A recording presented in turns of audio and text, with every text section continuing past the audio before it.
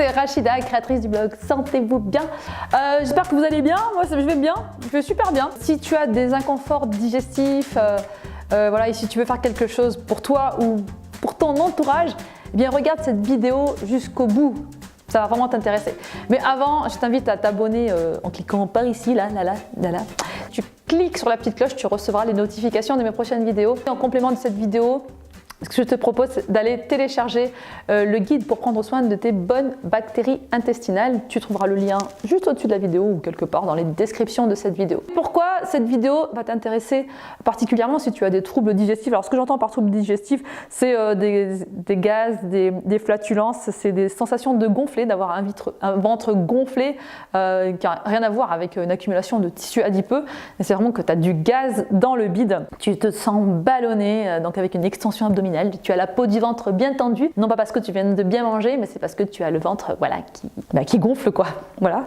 Tu as j'ai du mal à retenir ce mot, des borborygmes. Tu me dire mais qu'est-ce que c'est des borborygmes? La manière un peu scientifique de dire des gargouillements, donc voilà, peut-être que des fois ça gargouille dans tes intestins parce qu'il y a de l'air qui circule dedans. Tu as aussi des douleurs, des crampes intestinales, hein, parce que de l'air qui circule des fois, eh bien, ça peut être torboyau. Des fois tu alternes entre diarrhée et constipation. Oui, je sais, on parle un petit peu de ton intimité dans cette vidéo. Si c'est le cas, si tu t'es reconnu sur plusieurs points, peut-être que tu souffres d'intolérance aux food maps. Qu'est-ce que c'est? Les food maps, avant de t'expliquer exactement ce que c'est, sache que les personnes qui font un régime sans food map pendant quelques temps, dans quasiment entre 70 et 80% des cas, vont être soulagés de tous ces problèmes d'inconfort digestif. C'est super, non? Et pour toi, et pour ton entourage, même pour tes collègues de bureau. Les food maps, qu'est-ce que c'est? Ce sont des sucres contenus dans nos aliments et particulièrement les fruits et légumes.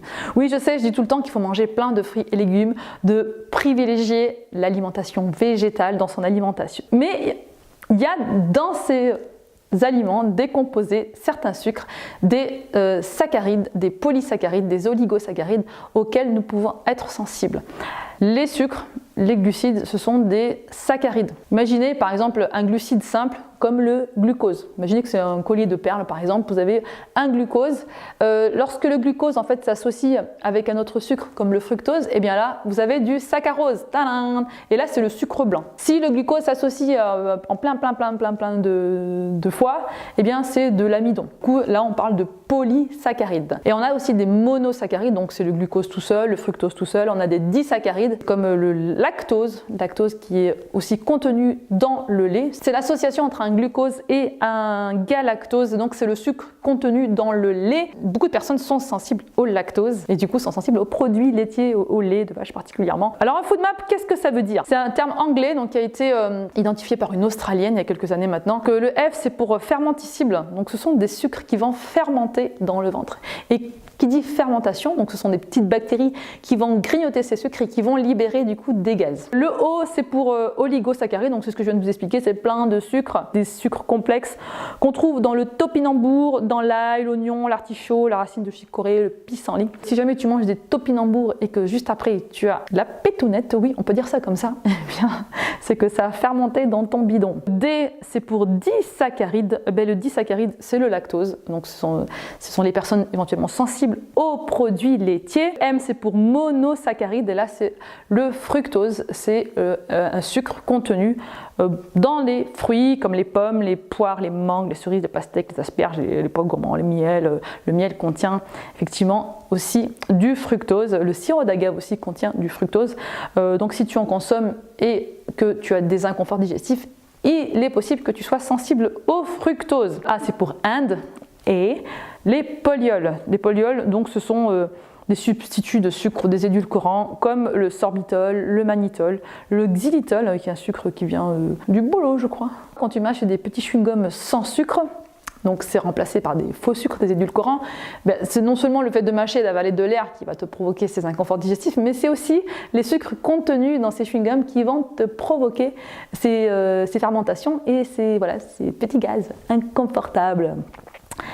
Du coup, si tu penses être sensible à ces food maps, d'après les différents symptômes que je viens de t'énumérer, eh bien tu peux tester pendant quelques jours de les exclure complètement de ton alimentation. J'ai testé, ça marche super.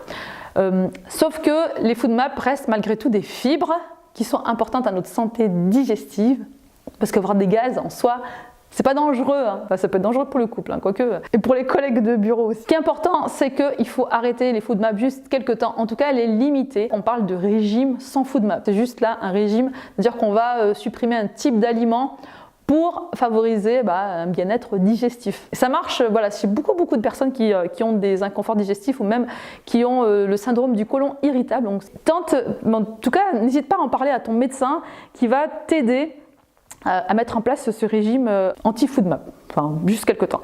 Alors je t'ai mis en lien également en descriptif de la vidéo, que tu trouveras aussi ici, un article complet que j'ai fait avec les aliments qui contiennent des FoodMap, mais surtout ceux qui n'en contiennent pas et que tu vas pouvoir du coup mettre dans ton régime sans FoodMap pendant quelques jours.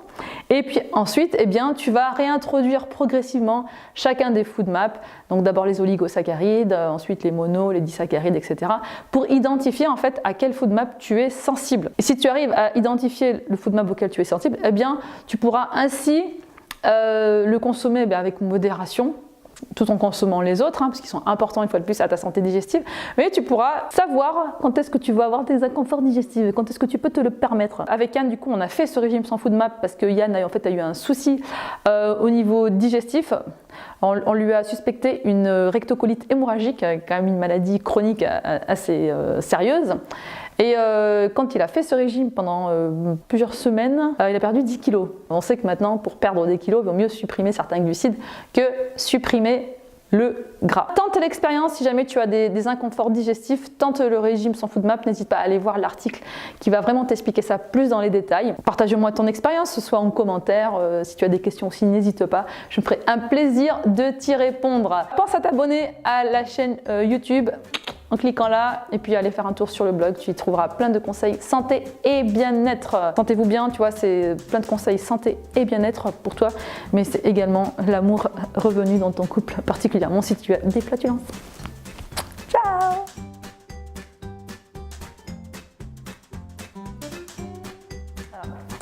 Je crois bien que j'ai une graine de chia coincée entre les dents. Donc si je souris et que j'ai un truc noir, t'inquiète pas, c'est juste une graine de chia.